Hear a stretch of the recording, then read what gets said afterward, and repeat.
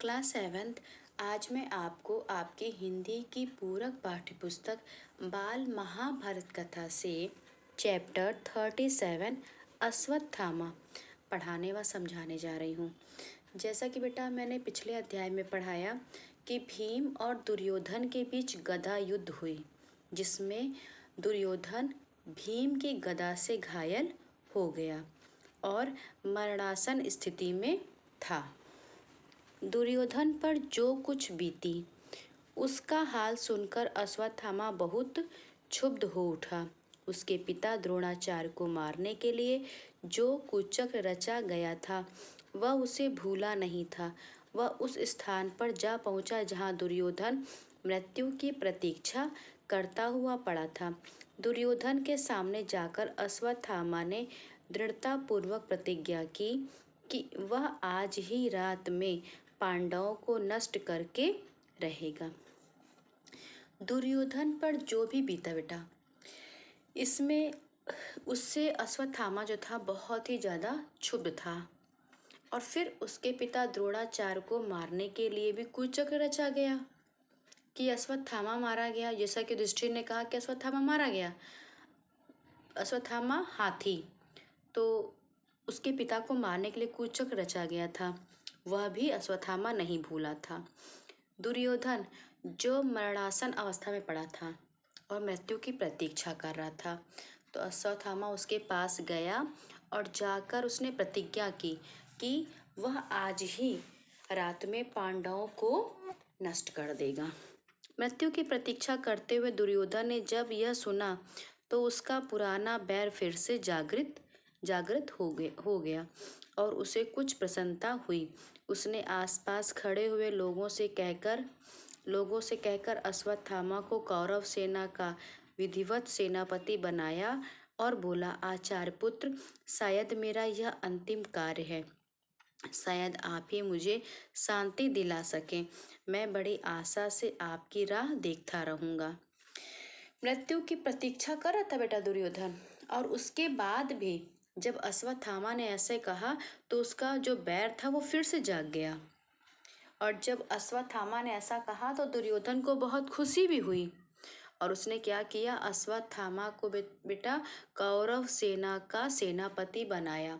इस तरह से बेटा कुरुक्षेत्र के युद्ध में कौरव के तरफ से जो अंतिम सेनापति था वह था अश्वत्थामा, जो द्रोणाचार्य का पुत्र था। दुर्योधन ने कहा कि मेरा यह अंतिम कार्य है और मैं तुम्हारी राह देखता रहूंगा। सूरज डूब चुका था, रात हो गई थी। एक बड़े बरगद के पेड़ के नीचे अश्वत्थामा, कृपाचार्य और कृतवर्मा रात बिताने की गरज से ठहरे। कृप और कृतवर्मा बहुत थके हुए थे, इसलिए दोनों वहीं पड़े पड़े सो गए। लेकिन अश्वत्थामा को नींद नहीं आई। अश्वत्थामा सोचने लगा, मैं इन पांडवों और पिताजी की हत्या करने वाले दुष्टद्युम्न को उनके संगी साथियों समेत एक साथ ही क्यों न मार डालूं। अभी रात का समय है और वे सब अपने शिविरों में पड़े सो रहे होंगे। इस समय उन सब का वध कर डालना बहुत सुगम होगा। अश्वत्थामा ने कृपाचार्य को जगाकर उनको अपना निश्चय सुनाया। सूरज डूब गया था, रात हो गई थी। एक बड़े से बेटा बरगद के पेड़ के नीचे अश्वत्थामा, कृपाचार्य और कृप रात बिताने के लिए रुके। सब थके थे इसलिए सो गए, लेकिन बेटा अश्वत्थामा को नींद नहीं आई। उसने सोचने लगा कि मैं पांडवों और पिता की हत्या करने वाले दुष्टद्युम्न को उनके संगी साथियों के साथ ही मार डालूं। अभी रात का समय है और वे सब सो रहे हैं, तो इस समय उन सब का वध करना बहुत ही सुगम होगा। अश्वत्थामा ने कृपाचार्य को जगाया और अपना निश्चय भी सुनाया। अश्वत्थामा की ये बातें सुनकर कृपाचार्य व्यथित हो गए। वह बोले, अश्वत्थामा, सोते हुओं को मारना कभी भी धर्म नहीं हो सकता। तुम यह विचार छोड़ दो। यह सुनकर अश्वत्थामा झल्लाकर बोला, आपने भी क्या यह धर्म की रट लगा रखी है। अश्वत्थामा की बेटा जब ये बातें कृतवर्मा ने सुनी, कृपाचार्य ने सुनी, तो बहुत व्याकुल हुए, बहुत व्यथित हुए, दुखी हुए। उन्होंने अश्वत्थामा से कहा कि जो सोता रहता है उसको मारना धर्म नहीं होता है। तब अश्वत्थामा ने झल्लाया, गुस्साया। अश्वत्थामा ने कहा झल्लाकर कि आपने भी क्या ये धर्म धर्म की रट लगा रखी है। दृढ़तापूर्वक अपनी इच्छा जताकर अश्वत्थामा पांडवों के शिविर की ओर जाने को उठा। यह देखकर कृपाचार्य और कृतवर्मा भी अश्वत्थामा के साथ हो लिए। आधी रात बीत चुकी थी। पांडवों के शिविर में भी सभी सैनिक मीठी नींद में सो रहे थे। अश्वत्थामा पहले धृष्टद्युम्न के शिविर में घुसा और उसने सोए हुए धृष्टद्युम्न को पैरों तले ऐसा कुचला कि वह तत्काल ही मर गया। इसी प्रकार सभी पांचाल वीरों को अश्वत्थामा ने कुचलकर भयानक ढंग से मार डाला और द्रौपदी के पुत्रों को भी एक एक करके हत्या कर दी। दृढ़तापूर्वक बेटा अपनी इच्छा अश्वत्थामा ने कृपाचार्य, अपनी जो इच्छा थी वह उन्होंने कृपाचार्य को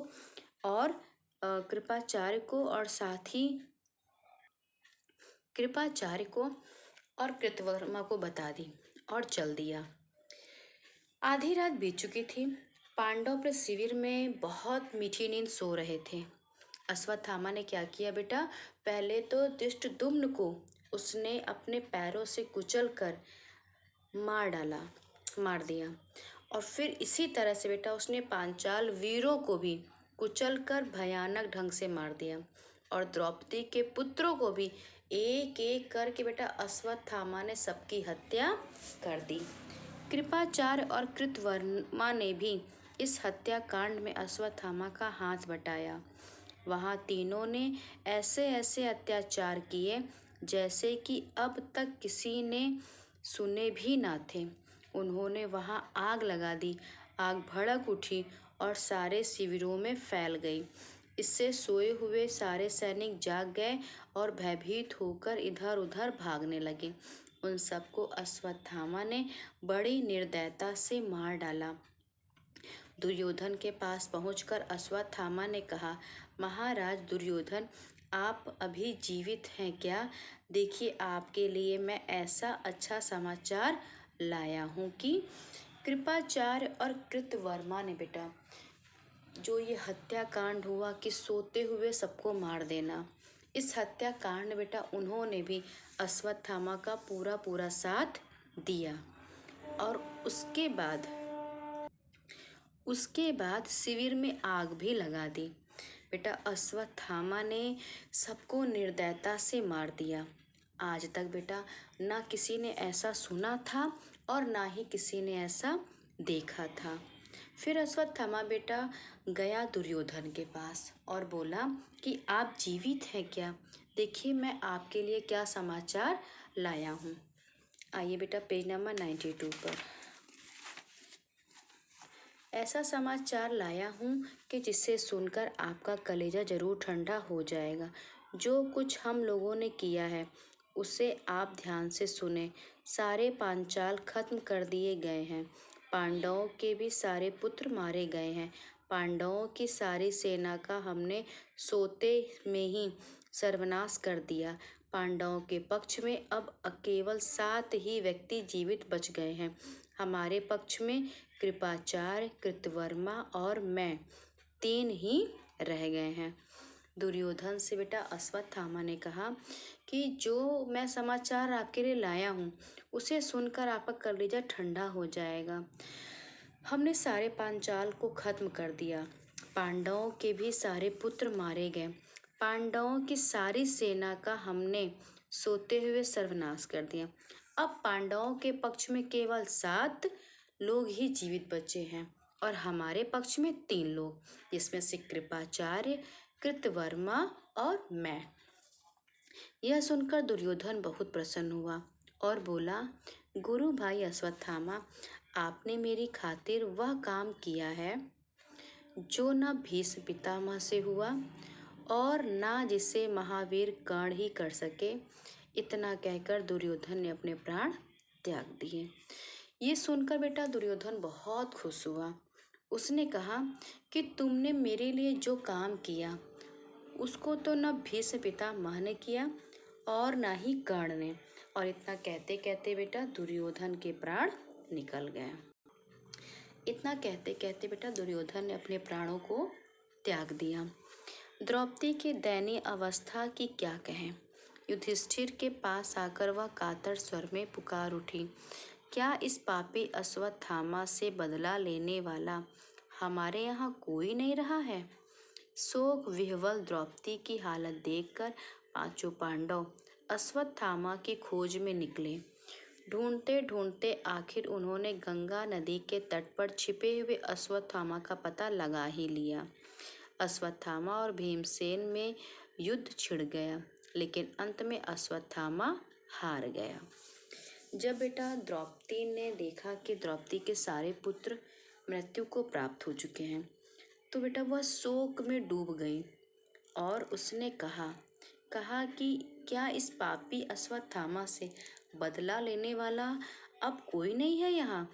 तो द्रौपदी की हालत देख के बेटा पांचों पांडव जो थे वह अश्वत्थामा की खोज में निकल पड़े और ढूंढते ढूंढते आखिर में उन्होंने गंगा नदी के तट पर अश्वत्थामा का पता लगा लिया। वहाँ अश्वत्थामा और भीम के बीच युद्ध हुआ, लेकिन अंत में अश्वत्थामा हार गया। पांडव वंश का नामो निशान तक मिट गया होता, लेकिन उत्तरा के गर्भ की रक्षा हो गई। समय पर उत्तरा ने परीक्षित को जन्म दिया। यही परीक्षित पांडवों के वंश का एकमात्र चिन्ह रह गया था। बेटा पांडवों का जो वंश था वो पूरी तरह से समाप्त हो जाता यदि अर्जुन के पुत्र अभिमन्यु और पुत्रवतु उत्तरा का उत्तरा जो थी बेटा उस उत्तरा के गर्भ में अभिमन्यु के पुत्र की रक्षा हो रही थी। अभिमन्यु तो मारा गया, लेकिन बेटा उत्तरा तो थी और उत्तरा के गर्भ में क्या था, उत्तरा के गर्भ में उनके वंशज की रक्षा हो रही थी। उत्तरा ने बेटा समय आने पर उत्तरा ने परीक्षित को जन्म दिया और यही परीक्षित बेटा पांडवों के वंश का एकमात्र चिन्ह रह गया था। हस्तिनापुर का सारा नगर निसहाय स्त्रियों और अनाथ बच्चों के रोने कल्पने के हृदय विदारक शब्दों से गूंज उठा।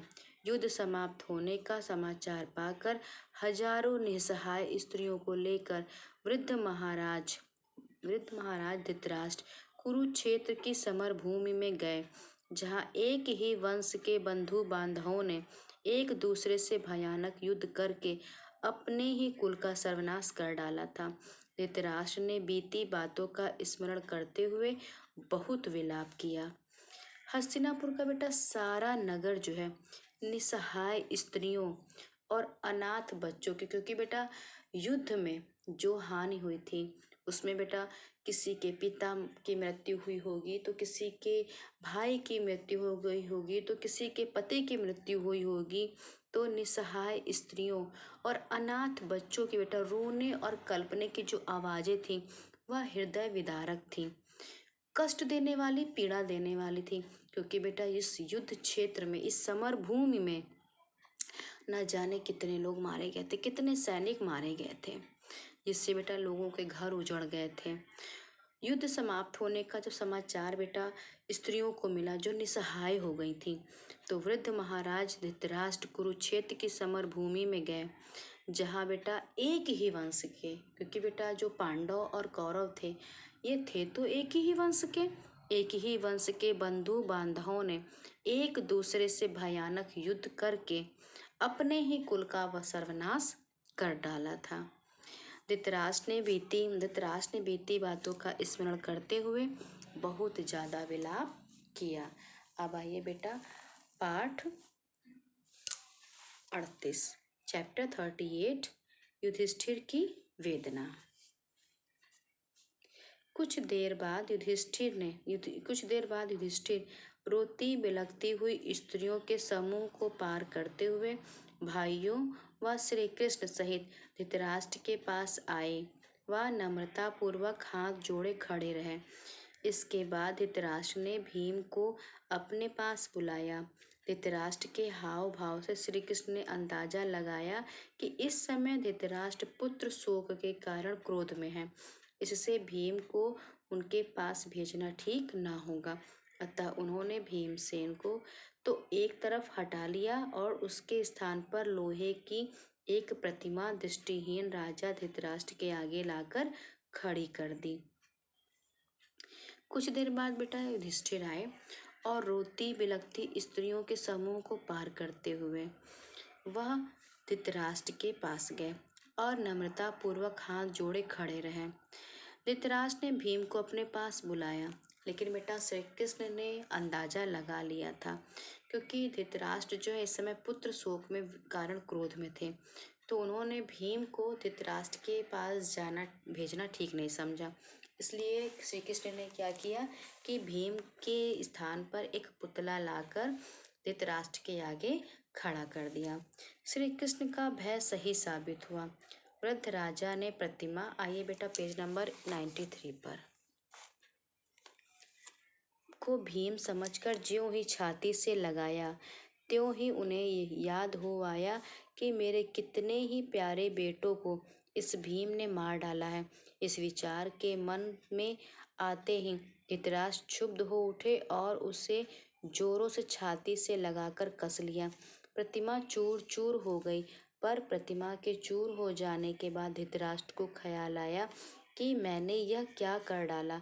वह दुखी हो गए और शोक विवल होकर बोले, हाय, क्रोध में आकर मूर्खतावश मैंने यह क्या कर डाला, भीम की हत्या कर दी। यह कहकर वह बुरी तरह विलाप करने लगे। जैसा बेटा श्री कृष्ण ने अंदाजा लगाया था, हुआ भी वैसा ही। भीम जब धृतराष्ट्र के पास गए तो धृतराष्ट्र ने क्या किया, उन्हें कसकर अपनी छाती से लगा लिया। तभी बेटा धृतराष्ट्र को याद आ गया कि इसी भीम ने न जाने मेरे कितने पुत्रों को मार दिया है। और उन्होंने क्या किया, धृतराष्ट्र ने उस प्रतिमा को इतना कस के उसको दबाया, कस लिया कि प्रतिमा चूर चूर हो गई। जब प्रतिमा चूर चूर हो गई तो धृतराष्ट्र को लगा, अरे मैंने ये क्या कर दिया, मैंने तो भीम की हत्या कर दी। और ये कह के बेटा धृतराष्ट्र फिर से विलाप करने लगे। इस पर श्री कृष्ण ने धृतराष्ट्र से कहा राजन, क्षमा करें, मुझे पहले ही से मालूम था कि क्रोध में आकर आप ऐसा काम करेंगे। इसलिए उस अनर्थ को टालने के लिए मैंने पहले से ही उचित प्रबंध कर रखा था। आपने जिसको नष्ट किया है वह भीमसेन का शरीर नहीं, बल्कि लोहे की मूर्ति थी। आपके क्रोध का ताप उस पर ही उतरकर शांत हो गया। भीमसेन अभी जीवित है। इस पर बेटा श्री कृष्ण ने धृतराष्ट्र से कहा कि मुझे पहले से ही मालूम था कि क्रोध में आकर आप ऐसा काम करेंगे, इसलिए मैंने पहले से उचित प्रबंध कर रखा था। जिसको आपने नष्ट किया है वह भीम नहीं है, वह तो एक लोहे की मूर्ति थी। भीमसेन अभी जीवित है। यह सुनकर धृतराष्ट्र ने के मन को धीरज बंधा और उन्होंने अपना क्रोध शांत कर लिया। उन्होंने सभी पांडवों को आशीर्वाद देकर विदा किया।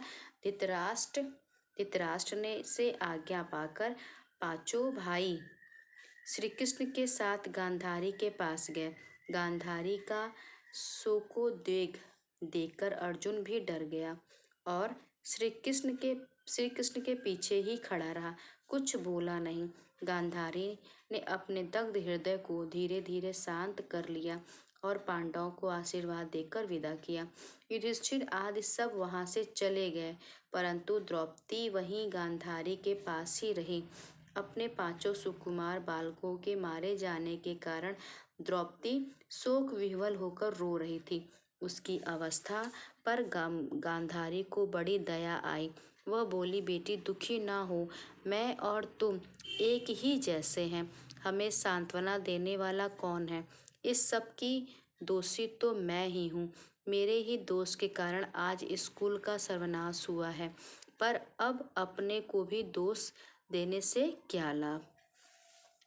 बेटा धृतराष्ट्र के मन को धीरज बंधा और उनके क्रोध को शांत करके सभी पांडव आशीर्वाद लेके वहां से विदा हो गए। धृतराष्ट्र की आज्ञा पाकर पांचों भाई और श्री कृष्ण अब गांधारी के पास गए। गांधारी के पास गए। जब गांधारी को अर्जुन ने देखा तो वह डर गया और श्री कृष्ण के पीछे खड़ा हो गया। गांधारी ने अपने ऐसे हृदय से जो टूटा हुआ था, जिसमें बहुत पीड़ा थी, दग्ध था, जल रहा था, क्योंकि उसके बेटा कुरुक्षेत्र के मैदान में गांधारी के सारे पुत्र मारे गए थे। तो गांधारी एक माँ थी बेटा, और उसके सारे पुत्र मार दिए गए थे, इसलिए उसका हृदय क्या था, जल रहा था। लेकिन फिर भी उसने क्या किया, अपने हृदय को धीरे धीरे शांत किया और पांडवों को आशीर्वाद देकर विदा किया। पांचों भाई और श्री कृष्ण तो चले गए बेटा, लेकिन द्रौपदी नहीं गई, वहीं खड़ी थी। क्योंकि बेटा गांधारी का जो दुख था और जो द्रौपदी का दुख था, दोनों ही एक था।